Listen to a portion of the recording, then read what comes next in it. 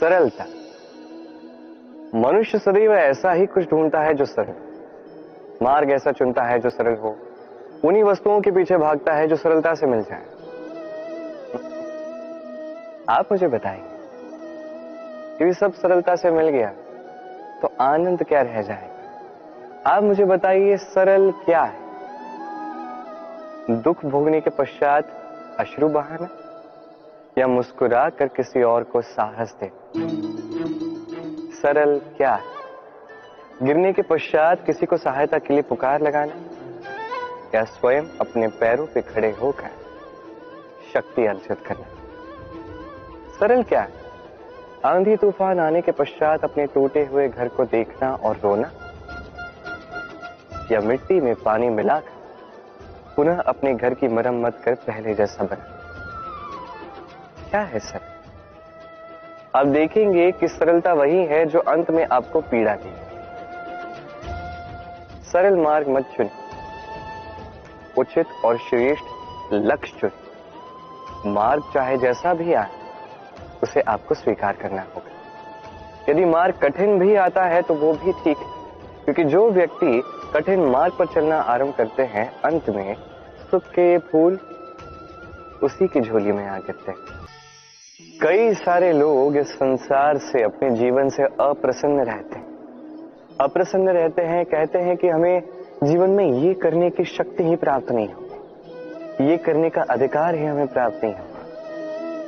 अब ये शक्ति, ये अधिकार जिसकी आप बात कर रहे हैं, ये प्राप्त कैसे होता है? ये प्राप्त तब होता है जब आप स्वयं को उसके योग्य बनाते हैं, अपने उत्तरदायित्व समझते हैं, अपने कर्तव्य समझते हैं। यदि आपको मैं उदाहरण दूं तो किसी दीवार को देखिए, वहां सबसे नीचे जो ईंट है वो नींव की ईंट है। वो नींव की ईंट अपना कर्तव्य, अपना उत्तरदायित्व समझती है कि उसे एक विशाल सी दीवार का भार अपने ऊपर उठाना है, और जब वो ईंट ये समझती है, तत्पश्चात ही एक सुंदर सी दीवार, एक सुंदर से भवन का निर्माण आरंभ होता है। बात की जाए पिता की, तो एक पिता अपने परिवार के प्रति जो उसके उत्तरदायित्व है, उसके कर्तव्य है, अपने संतान के प्रति जो कर्तव्य है, जब वो ये समझता है, उसी दिन से उस संतान के स्वर्णिम भविष्य के अस्तित्व का आरंभ होता है। यदि आप ये शक्ति चाहते हैं, अधिकार चाहते हैं, तो स्वयं को उसके योग्य बनाइए, अपने उत्तरदायित्व समझिए, अपने कर्तव्य निभाइए। ये शक्ति और अधिकार स्वयं चल के आपके पास आएंगे। में कभी ना कभी तो ये प्रश्न मन में आता ही है कि हम है कौन, कहां से आए हैं, आरंभ कहां से हुआ है, लक्ष्य कहां है, पहुंचना कहां है, हमारा अस्तित्व क्या है, और क्यों आए हैं इस जीवन में? आता है। अधिकतर लोगों के मन में यह प्रश्न आता है, और उचित भी। देखिए, आपका अधिकार है ये जानना कि आप कौन हैं। तो ये खोजते रहे, सोचते रहे, किंतु उससे भी अधिक महत्वपूर्ण कुछ है। आपका कर्तव्य, स्वयं का निर्माण करने का कर्तव्य, ये अधिक महत्वपूर्ण है। यही कीजिए, स्वयं का निर्माण कीजिए, स्वयं के कर्मों का, स्वयं के गुणों का, स्वयं के मूल्यों का, जो आपके अस्तित्व को आकार दे सके, आपकी पहचान को आकार दे सके, जो आपको आपके लक्ष्य तक पहुंचा सके, जो आपको आपका आरंभ दिखा सके, आपको निर्देश दे सके।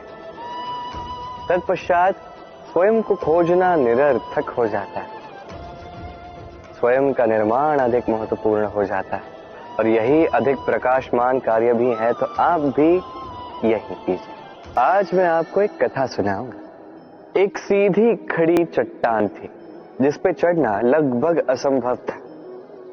अब एक दिन कुछ मेंढक आए और उनमें दौड़ लगी। धीरे धीरे करके सारे मेंढक कूद कूद के ऊपर चढ़ने का प्रयास कर रहे थे। नीचे कुछ पशु खड़े थे जो देख के कह रहे थे कि ये तो असंभव है, ये मेंढक इस पे चढ़ नहीं पाएंगे, ये सब गिर जाएंगे। और धीरे धीरे करके एक एक मेंढक नीचे गिरने लगा। अंत में एक ही मेंढक था जो शिखर तक पहुंच गया। जानते हैं वो क्यों जीता? क्योंकि वो मेंढक बहरा था।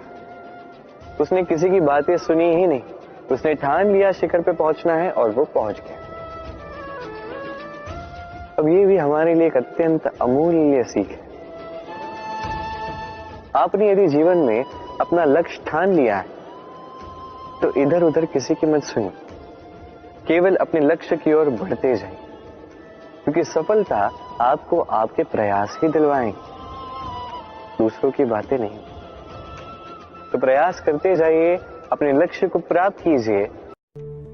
हम अपनी कल्पना से कोई योजना बनाते हैं, वो योजना वाकई बहुत काम की होती है, उसे हम बहुत उत्साह से आरंभ करते हैं, लेकिन उस पर थोड़ा सा काम करके हम अचानक उसको विराम दे देते हैं। ऐसी अनेक आधी अधूरी योजनाएं आपके पास भी होंगी जिन्हें आपने पूरे जोर शोर के साथ आरंभ तो किया, लेकिन उसे उसके परिणाम तक नहीं पहुंचाया, और पूरी कल्पना, पूरी योजना एक नाकाम सोच के रूप में सामने आती है। आपने कभी विचार किया है कि ऐसा क्यों होता है? ऐसा मात्र कार्य में संकल्प शक्ति के अभाव के कारण होता है। हम कार्य आरंभ करते समय अपनी संकल्प शक्ति पर विचार नहीं करते। भावुकता के साथ काम का आरंभ तो कर लेते हैं, लेकिन उसको निरंतर संचालित करने की क्षमता पर विचार नहीं करते। यही नहीं, हम उस काम में अपनी रुचि, दक्षता और कौशल्य पर भी विचार नहीं करते। बस कल्पना अच्छी लगती है और हम उस काम को करने का निर्णय कर लेते हैं। ऐसा जब जब और जहां जहां होगा, कार्य अधूरा छूटेगा ही, क्योंकि कार्य वही पूर्ण होता है जहां कौशल्य पूर्ण लगन, तब पूर्ण रुचि और संकल्प शक्ति का सही मेल हो। जहां भी इन तीन या इनमें से किसी एक का भी अभाव होगा, तो वो योजना कितनी भी बढ़िया, कितनी भी लाभप्रद हो, परिणाम कुछ नहीं निकलेगा। ठीक वैसे ही जैसे किसी रोग को दूर करने के लिए सही परहेज, उचित आराम और सही दवाइयों की आवश्यकता होती है। आगे से किसी भी कार्य के आरंभ के पहले अपनी संकल्प शक्ति, लगन और रुचि पर अवश्य विचार कीजिएगा। हम सभी मनुष्य अपने कार्यों में सफलता की आशा करते हैं। कार्य के आरंभ से पूर्व ही सफलता के सपने भी देखने लगते हैं। किंतु क्या आपने सफलता का रहस्य जानने का प्रयास किया है? असल में आपकी सफलता और आनंद का रहस्य छिपा है आप ही के पड़ोस के किसी बाग में खड़े एक वृक्ष के पास। क्यों, सुनकर चौंक गए ना कि भला किसी की सफलता का उसके पड़ोस के बाग में खड़े वृक्ष से क्या संबंध हो सकता है? वृक्ष के मूल भूमि से जल और अन्न प्राप्त करते हैं। शाखाएं उस अन्न जल को पत्तों तक पहुंचाती है। पत्ते सूर्य प्रकाश में लहराते हैं, हवा में लहराते हैं, जमते हैं, झड़ जाते हैं, प्रति क्षण जीवन का आनंद उठाते हैं। किसी वर्ष फल लगते हैं तो किसी वर्ष नहीं लगते, किंतु वृक्ष को फलन की चिंता में कभी उदास देखा है क्या? वृक्ष का प्रेम जीवन से जुड़ा है। जीवन का कार्य ही वृक्ष का सुख है। भूमि का अंधकार और सूर्य का प्रकाश, अन्न जल का आवागमन, पवन का नृत्य, यही वृक्ष का आनंद है। फल तो उस आनंद के परिणाम स्वरूप लग ही जाते हैं। अर्थात आनंद के कारण वृक्ष सफल होते हैं, सफल होने के कारण आनंदित नहीं होते। किंतु हम अपने कार्यों को आनंद का कारण नहीं बनाते, बल्कि उन्हें सफलता का साधन मान लेते हैं। इसीलिए हमारे कार्यों में सुख नहीं, हृदय में धैर्य नहीं, जीवन में आनंद नहीं। संसार का तो नियम है, पुष्पित नहीं हो पाती बेला, पुष्पन से यदि स्नेह नहीं। आनंद सृजन का कारण है जग में, केवल ये देह नहीं।